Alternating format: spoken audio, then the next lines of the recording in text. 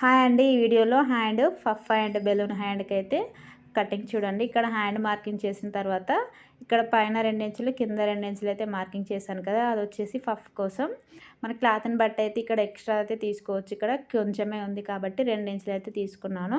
మనకి ఓపెన్ చేస్తే 4 ఇంచులు అయితే ఉంటుంది. పైన 2 ఇంచులు కింద 2 ఓపెన్ చేస్తే 4 ఇంచుల క్లాత్ అయితే మనకి ఫిల్స్ అయితే 4 అయితే వస్తాయి. చిన్నగా పెడితే ఎక్కువ వస్తాయి, పెద్దగా పెడితే 4 అయితే వస్తాయండి. క్లాత్ని బట్టి అయితే మనం బెలూన్ హ్యాండ్ అయితే ఇలా మార్కింగ్ కట్ చేసుకోవచ్చు. ఇలా సేమ్ మార్కింగ్ అక్కడ నుండి హ్యాండ్ మార్కింగ్ చేసుకొని సేమ్ హ్యాండ్ కటింగ్ ఎలా చేసామో అలానే మార్కింగ్ చేసుకొని కట్ చేసుకోవాలి. ఇక్కడ క్లాత్ని బట్టి మనం పఫ్ అనేది తీసుకోవచ్చు. ఇలా టక్స్ పెట్టుకోవాలి. 2 ఇంచులకు మార్కింగ్ చేసాం కదా, అక్కడ టక్స్ పెట్టాలి.